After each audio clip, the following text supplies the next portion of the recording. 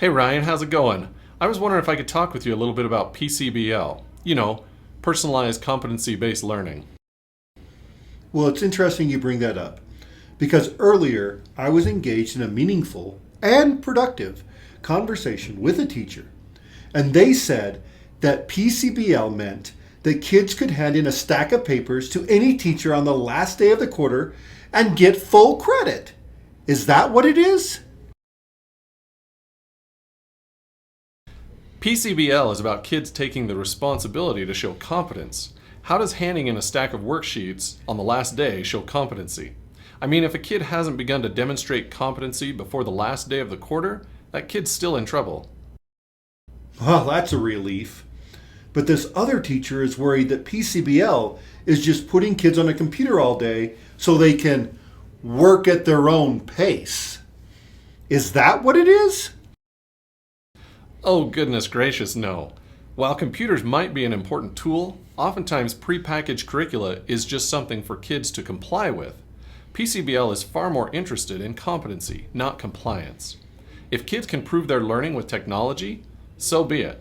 But if they'd rather prove their learning in another way, that's fine too. The important thing is that kids learn, and they have the evidence to prove it.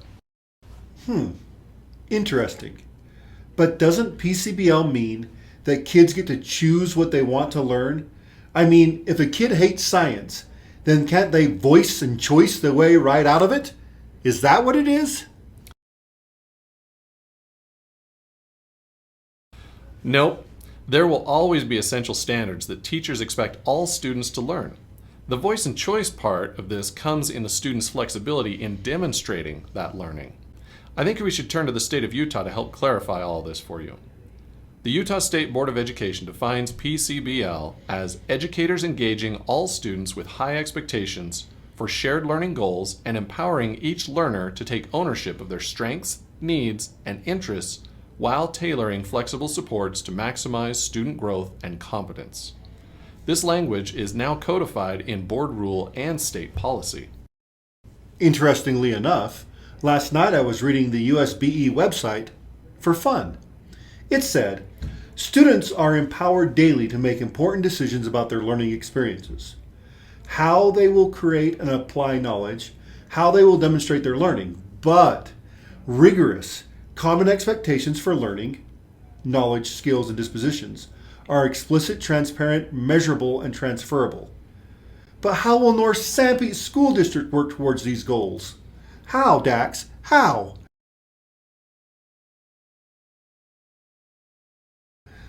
Well, Ryan, let me tell you. First and foremost, what we do at North Sanpete does not have to look like the PCBL implementation that we've seen in any other school district. We will do it our way. And we do have many of these things in place already. Because of our strong PLCs and the standards that we've identified as essential, we are well on our way. North Sanpete is part of a grant to plan and implement PCBL over the next 4 or 5 years. Teachers should expect school to look pretty much the same next year. PLC teams will work to clarify standards and define what competency looks like for each of those. There will still be additional focus groups and whole district trainings, and we may even have some vanguard teachers that may be identified to begin implementing these PCBL practices. Transitioning to a PCBL mindset and culture is going to take a lot of work and persistent effort, but we expect the benefits in student motivation, responsibility, and accountability to their own learning to be well worth any effort on our part. This is not just a program, but a change in culture.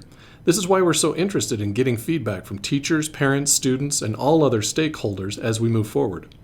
We want all involved to recognize that the grades students receive through their PCBL pathway identifies achieved learning targets and is not a measurement of seat time or chasing points.